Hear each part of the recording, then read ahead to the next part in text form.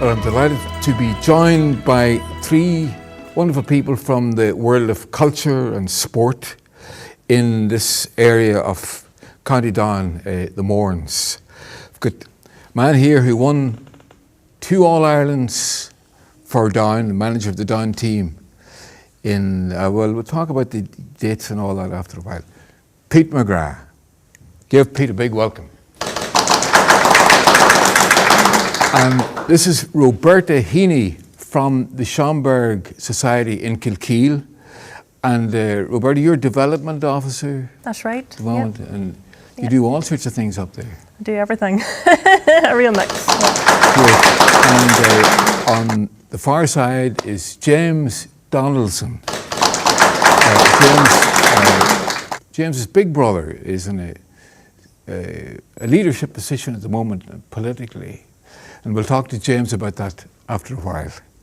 But James, great to have you, and thanks very much for coming. Pete, I was just thinking about, in fact, I saw an old film of Down in 91, and what years did you in? 91 and 94. 91 and 94. Yeah. I was watching an old video, 80,000 people roaring in the stands. You were there on your own as manager of the team, having to make a decision which may have won or lost the game. What's the feeling like? Well, I suppose sport and football is something that I grew up with. And you graduate through the ranks. You play for your club, you play for your college, you play for university, whatever it is. And then when I went into management, team management, managing the Down Minors in 1982, we won the All-Ireland in 1987 with the minor team, and I suppose that gave me a very good grounding in terms of managing at the elite level. So you asked the question, 80,000 people in Croke Park, and an All-Ireland final going into the last 10-15 minutes, and the game is on the knife edge, and you are faced with decisions. You might have to make positional changes, you might have to make changes in personnel to try and get the team over the line. And quite often the changes that happen, the changes that are made, most of them are to an extent pre-planned. You look because in the weeks leading up to a match, you know what way players are playing, you know that a certain player may struggle or he may not last the entire 70 minutes. So obviously you've got contingency plans made. And you hope going into the game that you don't have to draw on those contingency plans. But if you do, then you should be pretty confident that the desired outcomes that you're looking for will actually come to Would you lie awake at night thinking about the next day? No. I honestly would say I never lost an hour's sleep over football. Mm-hmm. And I know players and other managers would say the complete opposite, that the night before a major game, they're restless, they're twitchy, they're jumpy, they can't get off to sleep. That never bothered me. Yes, yes. Having said that, I've got a very important game on Sunday with the club, which might cause me a bit of angst between now and then, yes. But hopefully we'll get over the line. We'll check your sleeping between now and then. Yeah. Well, Pete, I know Roberta wouldn't lose a night's sleep over football either, I know that. No, I definitely wouldn't. But James has played the game, and I want to talk to James about that after a while, along with a few other things. But Roberta, you're in the... you work with the Schomberg Society, and you do a great job as well. And tell me, tell me a little bit about the history of Schomberg and the importance of it in the area.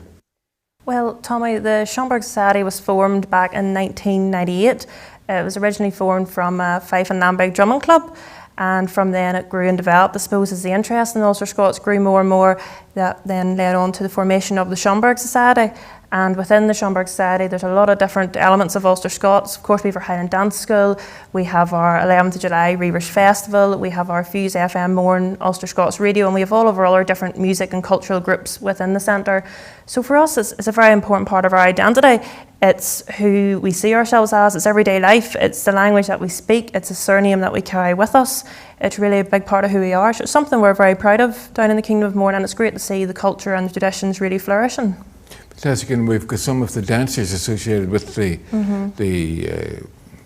organisation, with the Highland dances and so on. James, you grew up in not very far away. Did you grow up on a farm? No, I didn't. No, we were reared in a council house out in the countryside. My father came from a farm up in Ballinran, and we spent quite a bit of time on my grandfather's farm.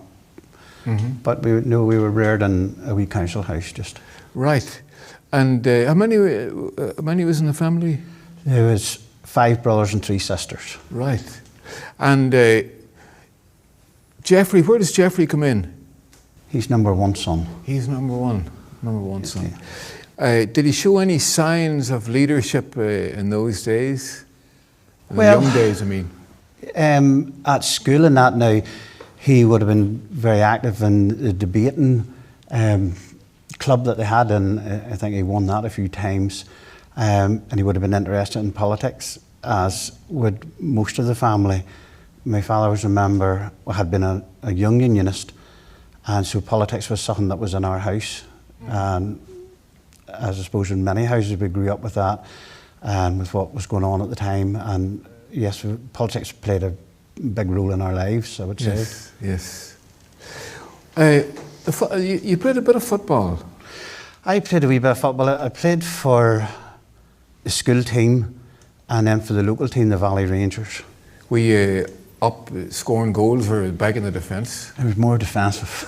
Right, yes. Didn't I scored a few goals, but not too many. Yes. Yeah. But I did enjoy it.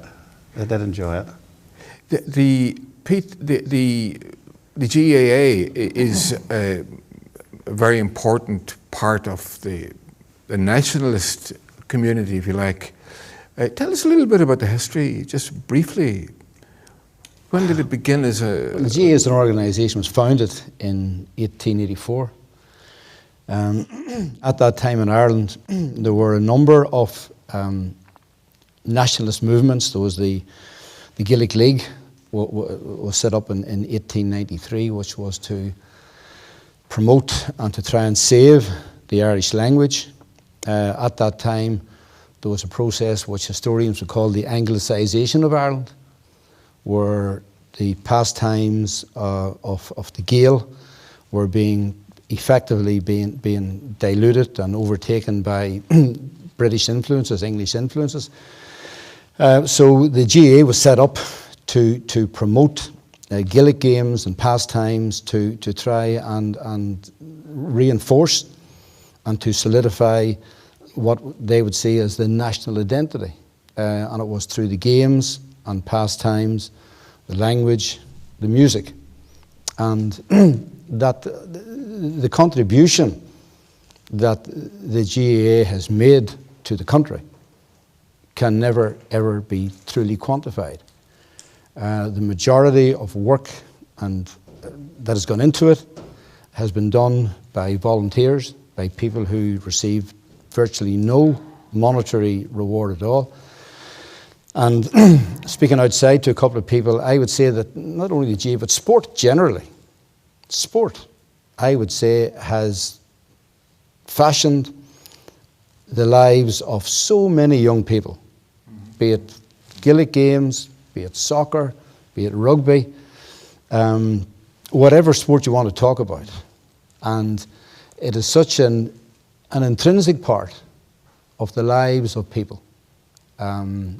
Those who play it, those who support it, those who go to matches, and the life values that are promoted through sport. Loyalty, courage, being part of something that's bigger than you, discipline, self-discipline, and the identity with your community. So again, if you can just imagine a world, imagine Ireland without sport, what would young people be doing?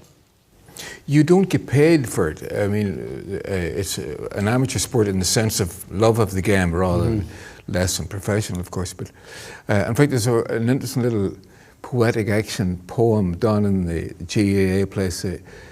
It's not what you get for the game, but what you get from the game. And I suppose that's Sam Maguire, the ultimate trophy, Sam Maguire Cup. Yeah. He was a Protestant, wasn't he? He was in Cork. He would have gone to England and worked, I think, for the post office in England. He would have been a close associate of Michael Collins. And when Sam Maguire came back to Ireland, I think he died a relatively young man. And in 1926, the GAA officially, donated the Sam Maguire Cup to the winners of the All-Ireland Football Championship. So there's no question that the GAA and national identity and nationalism have been very, very closely connected. How exclusive must it be? Is there room or space for the Ulster-Scots tradition, for example, to fit into it? Without a doubt. Without a doubt. Because there is no rule, there is no statement in the GAA handbook which excludes anyone. It's inclusive, and I mean, I have played Gaelic football with people from other traditions, and there's, for example, there's two people who play currently for the Monaghan senior team, Ryan Wiley and Drew Wiley, who are non-Catholics, and they are very, very good footballers. They've won Ulster Championship medals. So it is absolutely an inclusive organisation. It really, really is. And I was thinking just over this last couple of days about inclusivity, and I said to myself, I mean, wouldn't it be great? Wouldn't it be great?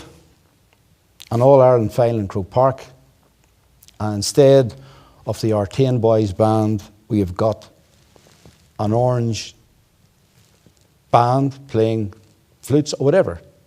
And Lambeg drums before an All-Ireland final. Wouldn't that be a tremendous statement of including everyone in this island? Because there's so much that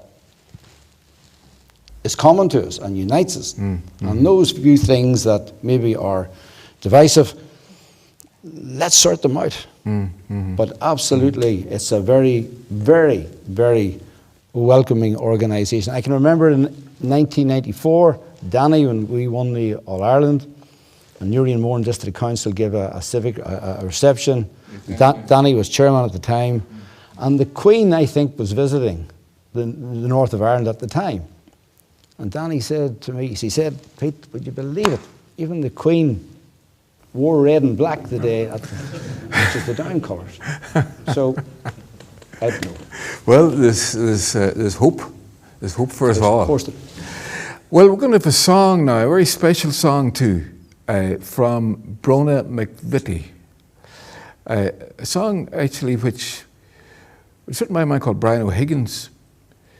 And I had an uncle who had been in prison in China for many years, and he came home and he didn't realise that he was at home because he'd been tortured. But it was only when Brian O'Higgins came to the house and sang this song that he realised he was home. And I'm delighted that we have Bróna McVittie from Rostrevor to sing A Store McCree.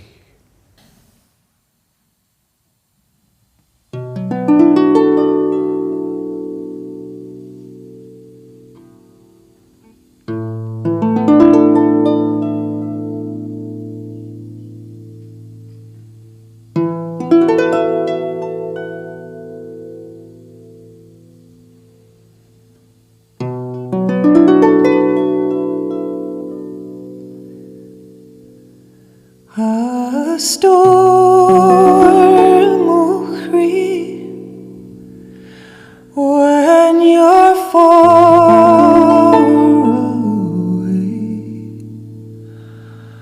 from the home you'll soon be leaving.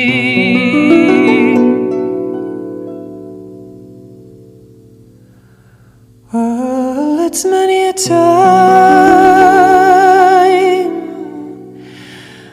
by night and by day that your heart will be sorely grieving,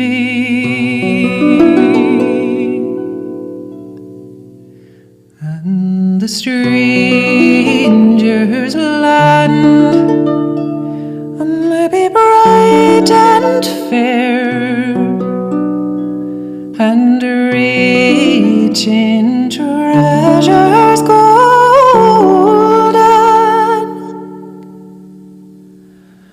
You pine, I know, for the long, long ago, and the love that is never olden.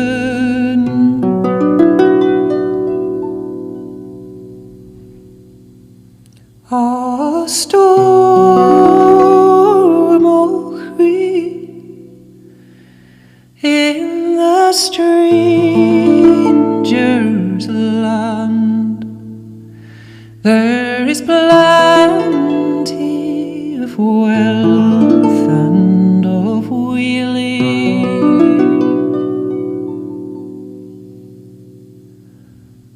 while the gems adorn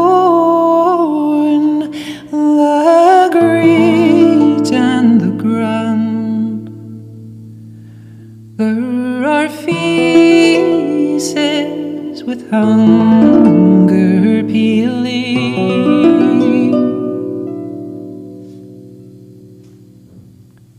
Oh, the road may be dreary and hard to tread, and the lights of the city blind you. Won't you turn a store from Erin's green shore, and the ones you are leaving behind you?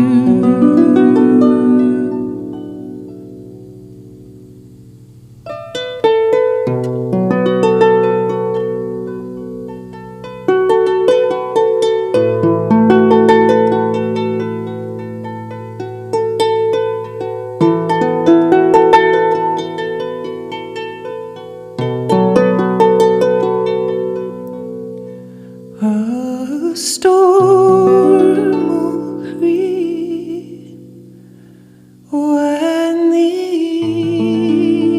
evening's mist off the mountain and meadow is falling.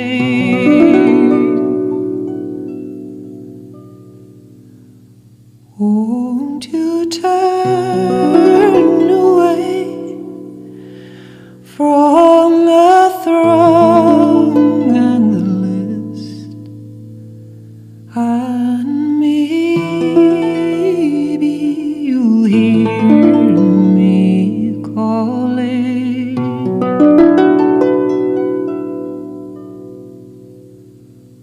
For the sound of a voice will be surely mine, and the lights of the city blind you. Oh,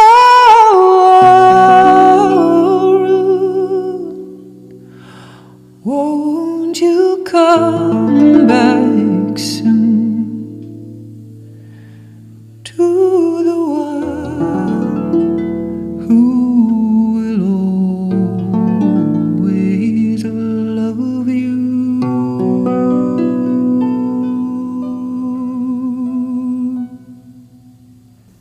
Thank you, Bróna McVittie.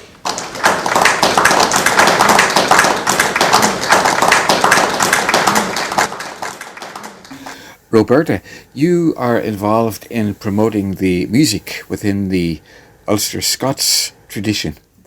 I'm not too sure how much nationalists understand the importance of your music to your people, even outside of politics. It's a big organisation, the band's organisation, isn't it? Yes, it is.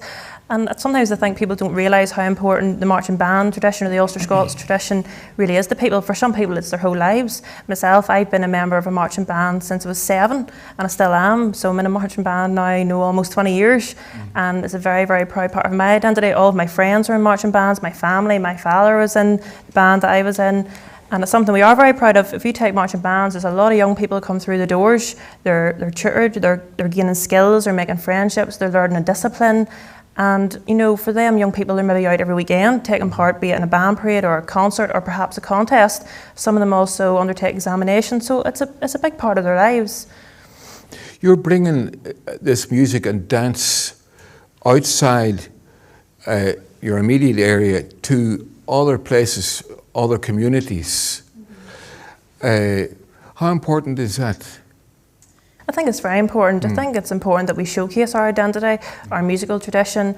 I mean, in the Schomberg Society, we've been invited to a lot of different venues right across the South Down and further afield as well. And people are interested. They want to know about Ulster-Scots. They want to know about the marching band tradition, Fife's Lambeg drums, our language, our history. People want to know. People are interested. Well, you're going to give us a tune very soon on the Fife and the Lambeg.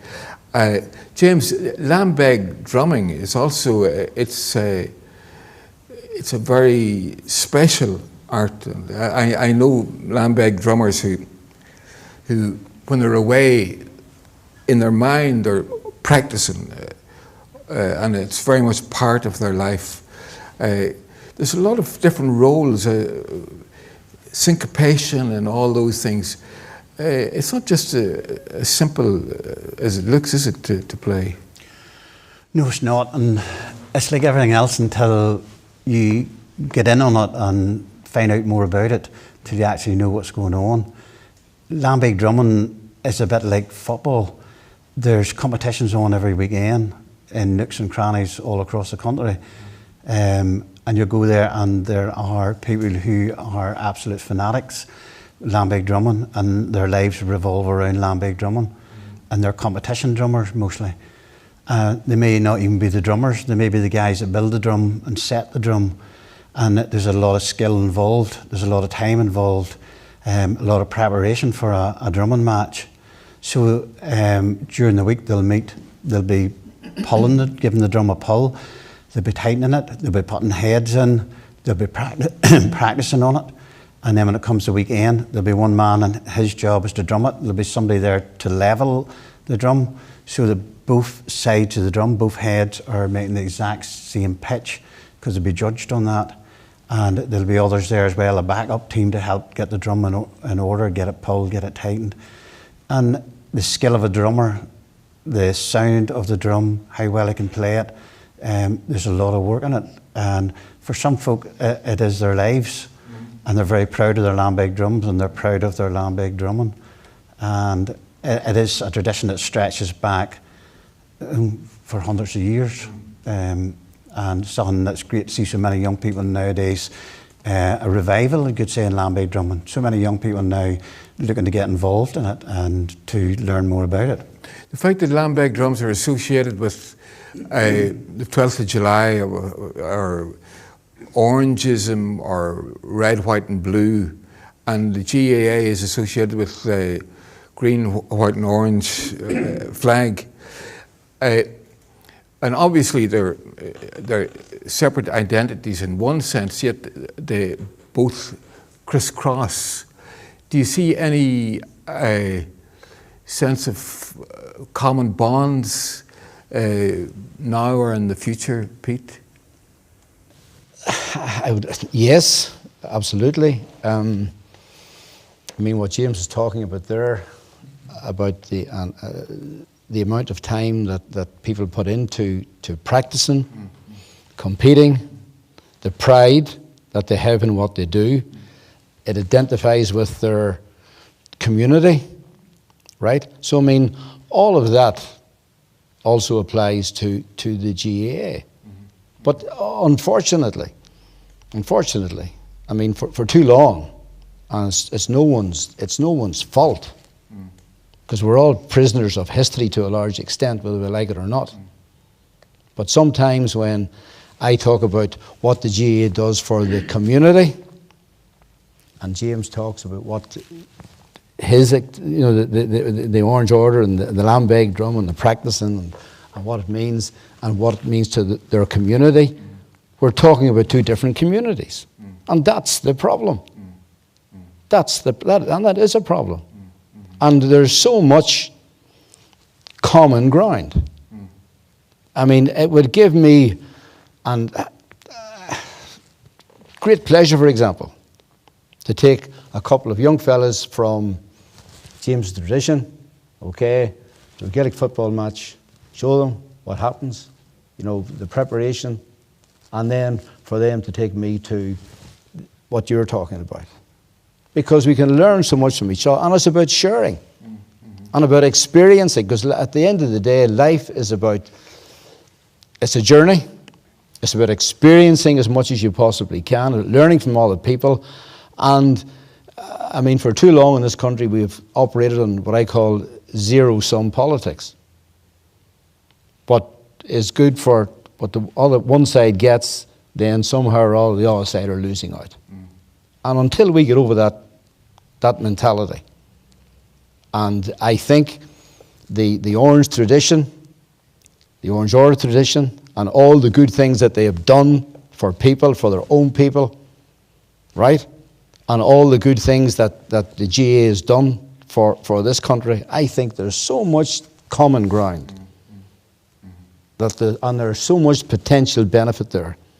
I think it is in certain ways disastrous and an indictment on us all that there isn't a coming together and being able to learn from each other, benefit from each other, and it's about a life experience. Well, I think we're going to be in for a wonderful experience on two counts. We're going to get to Lambeg and Fife. And Roberta, would you introduce the dancers for us, please? I will indeed, Tommy.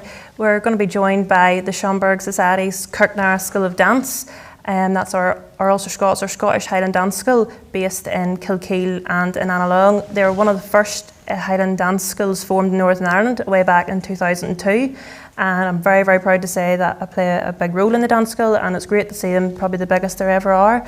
We've got over 70 dancers registered under the dance school, and as well as that, we do a lot of outreach into local schools to learn children the art and skill of Highland dance. So we're going to have a short performance by our Kirknarra School of Dance. I wanted to say as well that Kirknarra is the Ulster-Scots, or Scots meaning for Kilkeel. Of course, I'm sure you know Kilkeel means Church of the Narrows. So we have Kirk being Scots for church and Narra being Scots for narrow. So we have the Kirknarra School of Dance, and they're going to be performing for you a selection of Highland dances. Wonderful. Give them a big round of applause, these dancers.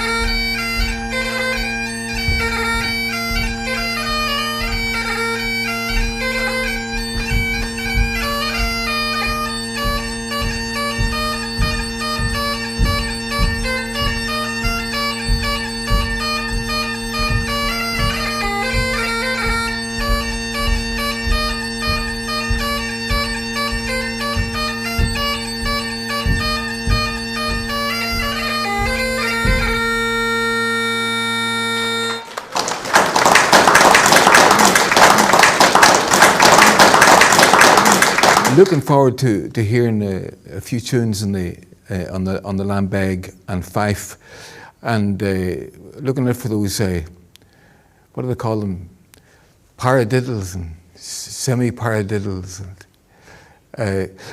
Have you any chants or little songs that you to remember, rhythms or anything like that?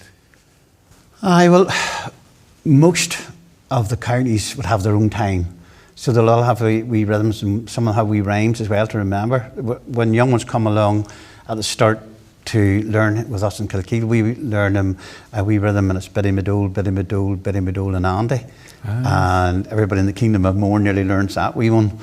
And it goes back as long as people can mind. Yes. We'll also learn them, I think I can drum but I can't. I think I can drum but I can't. I think I can drum but I can't. And it carries on. Yes. And it's particularly for young fellas who think they can drum but they can't. And so then those are the building blocks, and then they're added in to make more complicated tunes. Competition drummers have their own wee rhythms that tend to freestyle. And they'll be adding in lots of those paradiddles that you're talking about, very, very, very tight rules. They'll be trying to get as many rules into as they possibly can to show their skill and their strength and their endurance. And a lot of them don't like telling you what that rhythm is. You have to listen very, very carefully. Yes. What we tend to do in the Schomberg Fife and Drum, as Roberta says, that was originally where the Schomberg Society come from, is fifing and drumming. The drums don't be nearly as tight, and we play slower rhythms to walk along with the fifes. If you're carrying a Lambeg drum, you don't tend to walk that fast, so the rhythm's quite slow and you're going down the road. Yes. And they say that in Belfast, the era of the Lambeg drum in the parades nearly ground to a halt because they were too slow, and they had these marching bands coming on. The Lambeg drum became a bit of a hindrance for them, and you tend to find them more in the rural parades on the 12th of July and that, because we're a wee bit more easier going there. Yes, fantastic. Well, James and Roberta, really looking forward to hearing you play. Give them a big round of applause, and thank you very much indeed.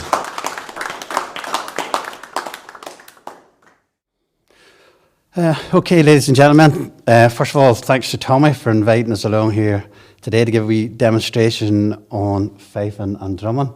It's myself, James Donaldson, on the Lambeg drum, and this is Roberta Heaney. And we're going to play a couple of wee traditional tunes. The first one we're going to play is The Girl I Left Behind, and we're going to be playing it to a traditional Lambeg rhythm, Tandagee time. So I'm going to hook her on to play this one here. Roberta's going to lead us in then on The Girl I Left Behind on the fife, and then we'll go on to the next one after that.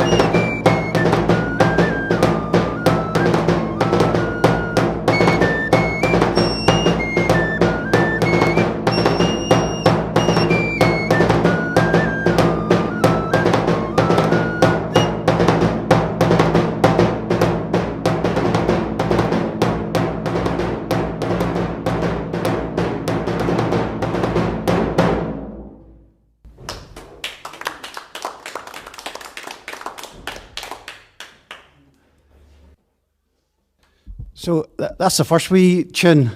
The next one we're going to play is another traditional one, and it's 100 pipers, traditional Scottish one. And we're going to play it to the Lambeg time, county down time.